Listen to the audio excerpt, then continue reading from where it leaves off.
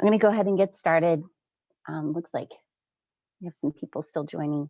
I'm Melissa Gentry, and I work here in the map collection at Ball State University Libraries. And I've been working with a group of women from the Delaware County Historical Society and Minnetrista and the Muncie Public Library. And we're working together to try to discover and document some of the notable women in Muncie, Indiana history. So this is a video that we made, and the good news is it's kind of a rough video, but the good news is here at Ball State we have a telecommunications school, and some students are going to remake it into a fancier video. So it's almost like a pilot that got picked up for airing. So I'm going to go ahead and start that video. And thanks for joining.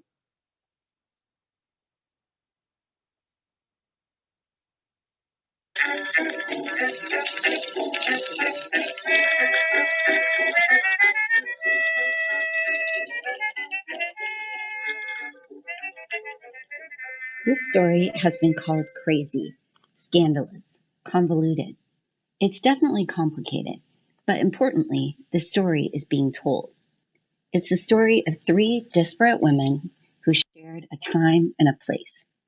A bleeding heart, a bootlegger, and the sweet, or not, Daisy. Each of them depicted a unique role for a woman during a time in history when women have largely been ignored in history books. I know what you're thinking. Women have always been ignored. But even a cursory search of journals and books reveals that this particular time in history is really lacking the names of women. The Prohibition era. This is Muncie, Indiana, right around that time.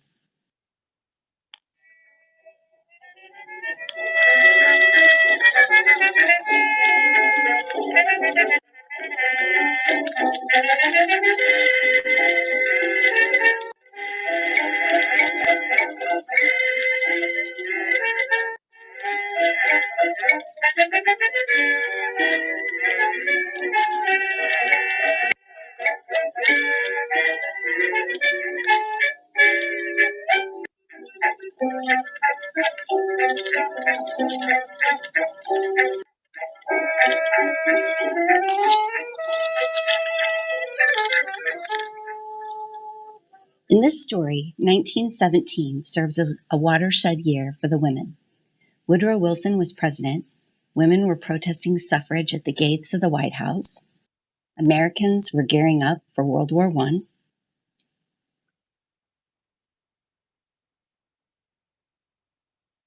Muncie had become a, quote, big city after natural gas was discovered in the area just before the turn of the century. Factories popped up, especially glass factories like the Ball brothers, who produced those iconic canning jars. Then came the saloons. By the early 1900s, though, Muncie had a nickname, Little Chicago. There were violent battles between the, quote, wets and dries. They were even known to blow up each other's houses. Crime and corruption in the city appeared rampant. Police were on the payroll of gamblers and blind tiger owners, which were basically joints operating without liquor licenses even before Prohibition. In 1919, the city's mayor was sent to prison for fraud. But that same mayor was a proponent of women's suffrage, a supporter of white and black blue-collar workers, and an outspoken opponent of the Ku Klux Klan. Again, it's complicated, because Muncie was also the scene of high culture. It had opera houses, music conservatories, and a teacher's college. The city hosted European orchestras and speakers like Susan B. Anthony and Frederick Douglass, and the train station was an important stop for presidential campaigns like Teddy Roosevelt's. This is how the Muncie Evening Press explained the city's nickname. Quote, Little Chicago, it is sometimes called. Muncie, like Chicago, a city of sharp contrasts. Culture, slums. Industry, loafers. Sheer beauty, awful ugliness. Great hearts, big grafters. Wide awake, half dead, friendly Americans, shallow glitter, unquote. So let's start this story with one of those so-called great hearts and friendly Americans, Daisy Barr. Born in 1875, Daisy became an evangelist at the age of 16 and was an ordained Quaker minister. In 1911, Muncie had a referendum on Prohibition. Daisy organized the women of the Dry League and planned temperance parades. Over 1,600 women attended her speech at the Weiser Grand Opera House in Muncie. The Wets won that election, but Daisy Barr had made her mark. The newspaper called her, quote, one of the foremost in the fight against the saloons. Daisy also established the Friendly Inn for former prostitutes and castaways. But the rules in this reform house that she required of the women made it unsustainable. Daisy also preached in support of women's right to vote so that they could vote for Prohibition. She believed that all women should have the right to vote since immigrant men voted. In the spring of 1912, dozens of prominent club women of Muncie met at the Muncie Public Library to form a local chapter of the Women's Franchise League. Daisy was a founder and popular speaker. The group's primary goal was to secure the right for women to vote, but they used their platform to also tackle various causes to improve the Little Chicago parts of their community. Daisy loved to deliver messages about the behavior of women. She actually spent a night in a Chicago bar judging the women drinkers. She thought they were the worst drinkers, and she included Paris in that evaluation. In the summer of 1916, Daisy was preaching at huge tent revivals with popular sermons like Why Girls Go Wrong. Her sermon called Enlarged Borders undoubtedly expressed Daisy's xenophobic message. Another one of the Franchise League founders, this time a true bleeding heart, was the daughter of a former governor of Indiana. Her name was Electa Chase Murphy. Electa loved children and worked as a kindergarten teacher in Muncie beginning in 1896, but she also staged wedding pageants featuring prominent children. Electa and Daisy and the Franchise Leagues in Indiana were thrilled in January of 1917 when the Indiana legislature passed a bill giving women partial suffrage. Muncie had 4 franchise leagues, including 2 African American ones, and these women were on a mission to register women to vote. The leagues in Muncie coordinated their efforts. They hosted picnics and conducted workshops at churches and parks. Membership numbers ballooned. Electa Chase Murphy became a notary public specifically to drive around the county registering women. She also set up a shop next to the underwear section of a local department store. She decided to charge men a quarter, but registered women to vote for free, including the African American women. This is a good time to pause in the story to take a peek at one particular African American woman who was also about to have an eventful summer of 1917. This was a woman of Little Chicago, considered one of those so-called big grafters. The name Eliza Hughes usually appeared in the newspapers for minor arrests related to alcohol.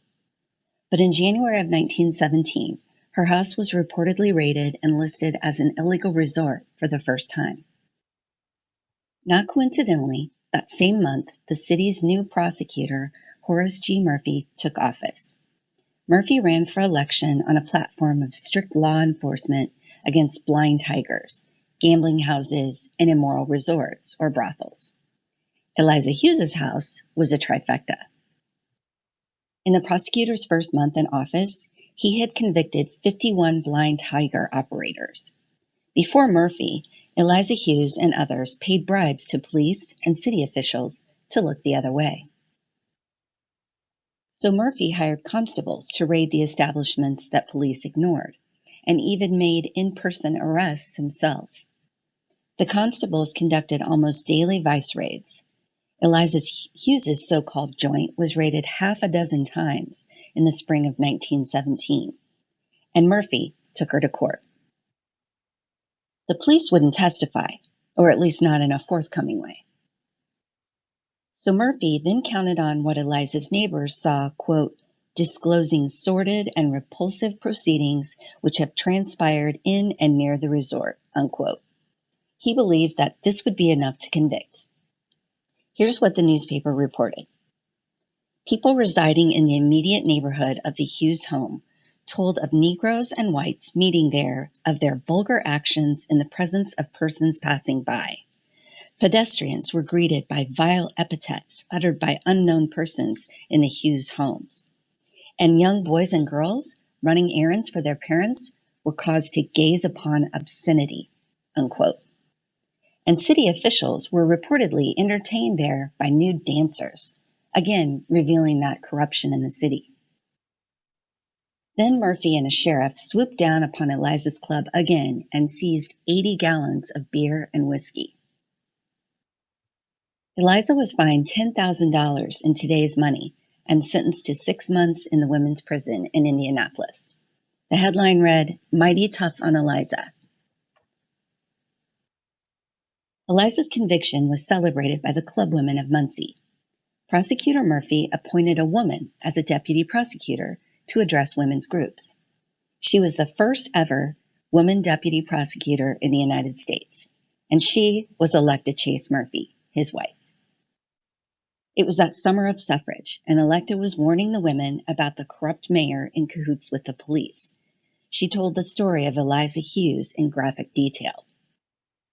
The newspaper printed her plea word for word, and one can only imagine the pearl clutching that ensued. Spoiler alert, though, the corrupt mayor was reelected in November of 1917. In the meantime, the state went dry on April 2nd, 1918, nearly 2 years before national prohibition. And then Horace Murphy won re-election in November of 1918. Out of prison for a year and back in Muncie, in the summer of 1919, Eliza Hughes was also back in the headlines. It was reported that $10,000 was stolen from her, air quotes, soft drink parlor. So it sounds like her business was doing well. In fact, Eliza was doing very well. In the summer of 1919, she was making history, in spite of Prohibition. Dago Watson, an Italian immigrant from Detroit and bartender at Eliza's club, was arrested for murder in the fall of 1919.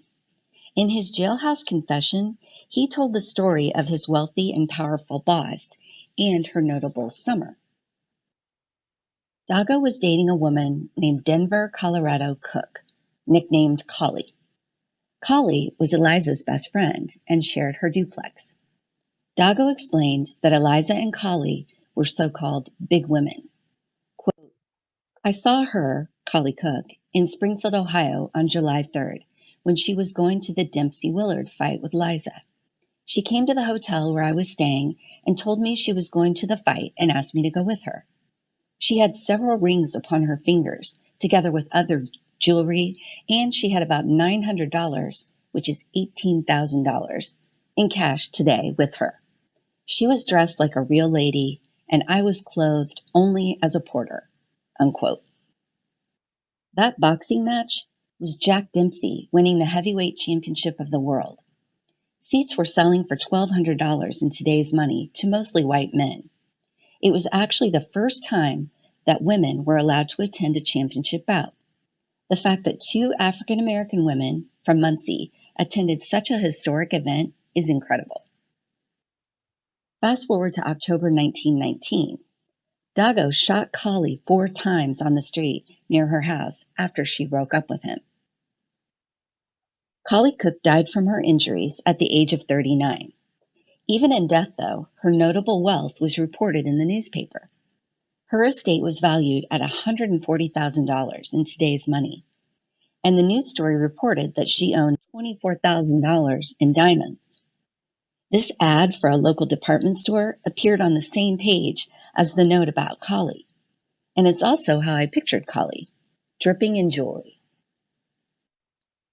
So Eliza and Collie were doing well enough for diamonds. Was Eliza still bribing the police? And how was she avoiding the wrath of Prosecutor Murphy. Eliza hadn't been in the newspapers at all in 1918. In fact, by that summer of 1919, corruption had once again infiltrated city government in Muncie. I mentioned that the mayor had been convicted of fraud. Well, so was the prosecutor, Horace Murphy. Murphy's defense attorney, quote, pleaded with the jury not to blight the life of that dear wife of his, the little adopted daughters, and the 6 orphan children that he has reared, unquote.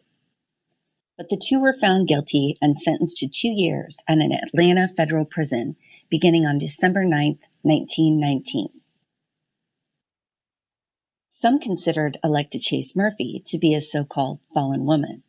But less than 2 weeks after her husband began his prison sentence, Electa Chase Murphy was advertising her services as an insurance agent. She was a survivor. So Electa was saying farewell to her husband. Eliza bid farewell to her dear friend, Collie. That same month, Daisy Barr was going to bat for fallen women, and most likely she would have supported Electa and denounced her husband. Daisy was evangelizing in factories and shops around the Indianapolis area, preaching about the morals of men. She definitely didn't worry about the prognosis for indicted men. She preached, if a man falls, there are 100 men who would pick him up. If a woman falls, there are 100 waiting to kick her down.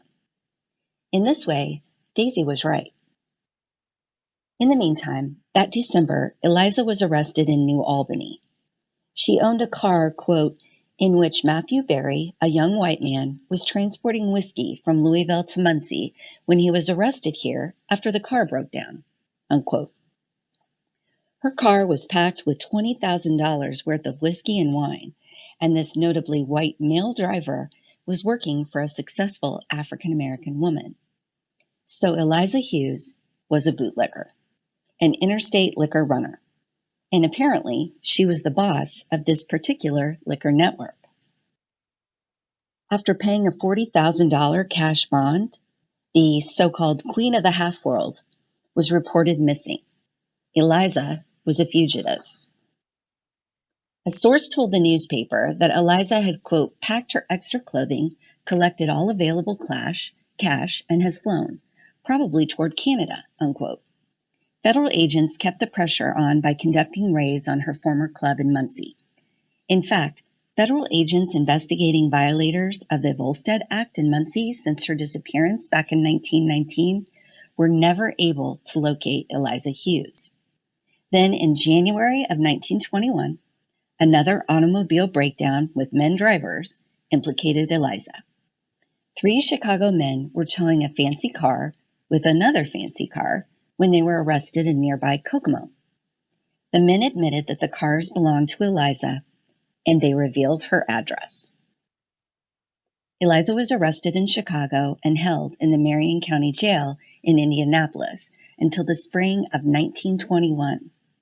She was tried along with more than 50 other defendants in an alcohol and gambling network that encompassed cities around the state.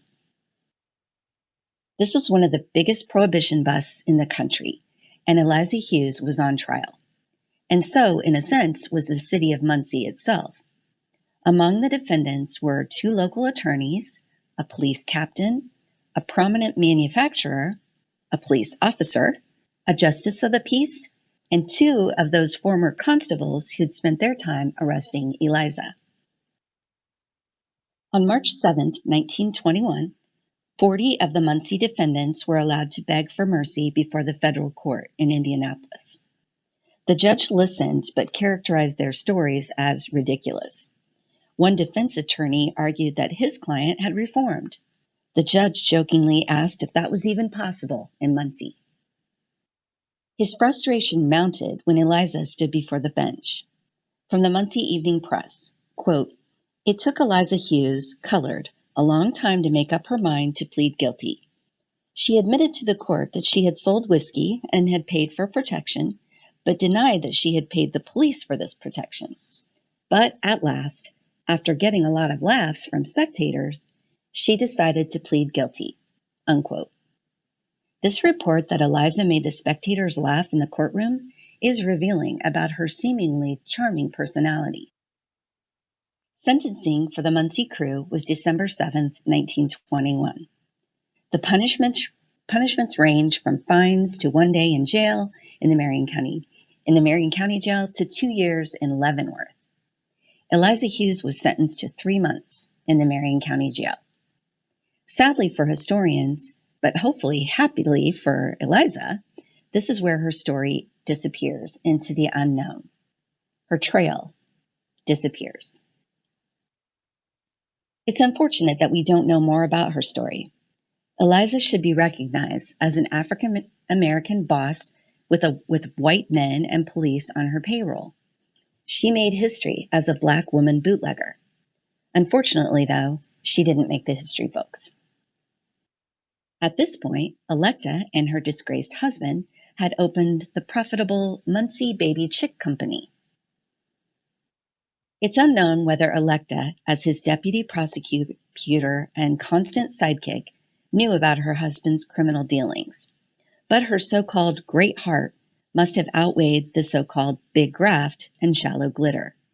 She was an adoptive mother and tireless advocate for the fallen woman. In 1918, the Women's Franchise League called Electa a, quote, woman of kindness, tact, and good sense, and has saved many women through her persuasion and influence, unquote. When the scandals were fading for Eliza and Electa, that's just when Daisy's sordid and scandalous life got heated. In the 1920s in the Midwest, membership of the Ku Klux Klan surpassed membership in the Deep South. In 1923, notorious KKK Grand Dragon D.C. Stevenson hand-picked Daisy Barr to head the Women's Order of the Klan. She became the Imperial Empress. She recruited tens of thousands of members. At a national meeting of the Grand Dragons of the Klan in North Carolina, she was the only woman on the speaking program. Back home, she addressed crowds of over 20,000 at festivals and rallies.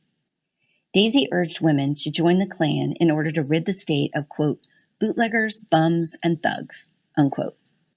She also raged against Catholics, Jews, and African Americans. She was popular and powerful.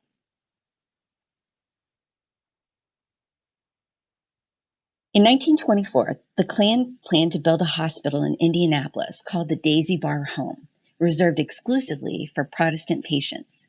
The building commissioner nixed the plan, and soon Daisy's power was nixed. An anti-Klan Muncie newspaper publisher, George Dale, who earlier uncovered the details of Muncie corruption, also outed Daisy Barr. He printed that the so-called Quaker clucker with a K had raked in over $1 million from the sale of Klan robes and memberships to women. She fleeced the Klan by pocketing money from these sales. She reemerged again and again, but never had the influence and sway of her earlier preacher days. Each of these 3 Muncie women were complicated. Each was a mixture of sharp contrasts: the culture, the industry, sheer beauty, awful ugliness, great hearts, big grafters, friendly Americans, shallow glitter. These women were living during a time when racism and wholesome ideals conflated. Propriety disguised outright hatred. Entrepreneurial success was a secret in a society seemingly obsessed with alcohol.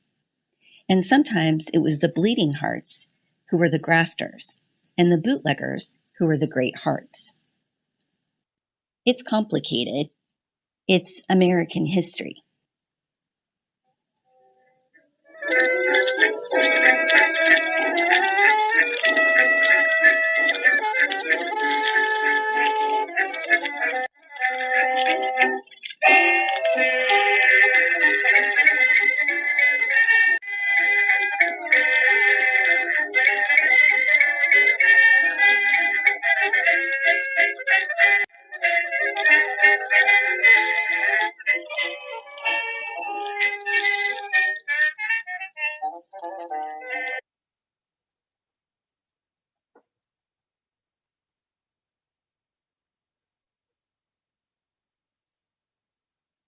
Does anyone have any questions?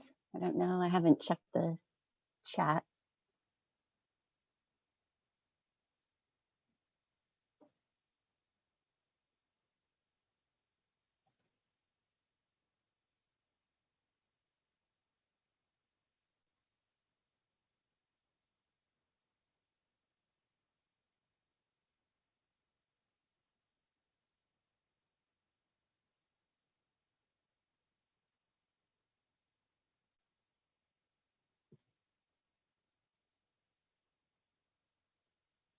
How long did the research, okay, how long did the research for this project take and how many people were on the team? Okay, so we were actually, there are, let's see, there are 3 women from Minnetrista, 1 woman from the Historical Society, 1 woman from the Muncie Public Library, and myself. And we've all been researching these women since 2018. And we actually happened upon, we knew about Daisy Barr and Electa Chase Murphy. They were pretty prominent and there were lots of newspaper articles about them. But I actually discovered Eliza Hughes when I was researching another woman. I saw a newspaper article that said, Eliza got raided again. And I thought it was interesting that the headline said Eliza without her last name. It's kind of like a Madonna celebrity issue. So I was like, who is this Eliza? And so we all just started researching. So this particular part with the connection between Electa, Daisy, and Eliza, we've been working on since the pandemic started last March. And all of the, I should mention, all of the photographs are from the Ball State Digital Media Repository. If you go on the Ball State Library main page, there's a button called the Digital Media Repository, and it's a wealth, it's a treasure of photographs and oral histories. I actually just discovered last week some oral histories from some of the African-American citizens of Muncie where they were talking about the red light district. So I'm going to delve into more of those to see if I can find more information. But I highly recommend looking at those archives online.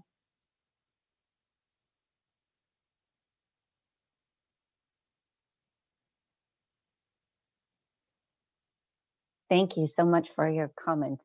Someone commented, thank you. It's crazy that you started it was 2018. I may have misspoke, 2018.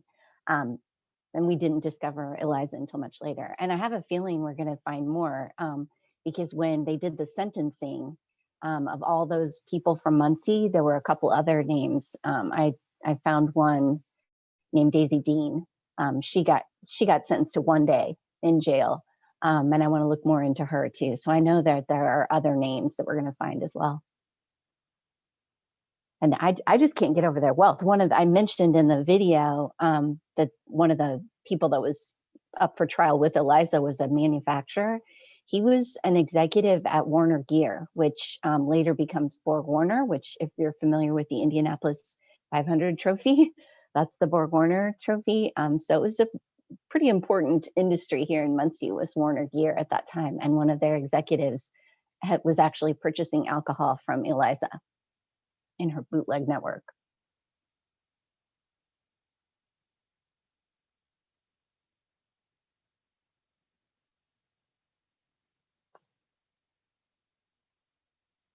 Okay, I'm not seeing any other questions. I will let you know that when the journalism team creates the video, we're going to have an Omeka exhibit site for all of the notable women that we've discovered, and we're going to be posting the videos on there. So if you keep checking, we have an Instagram account that's called the Muncie Notables, and all one word, the Muncie Notables.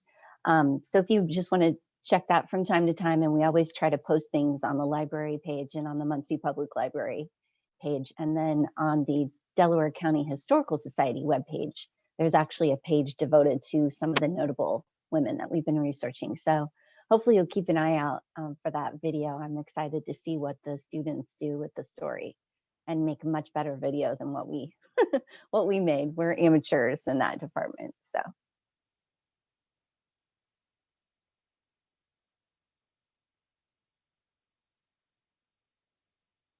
Okay, someone posted a link to the Instagram in the chat. So thanks for doing that. I appreciate it.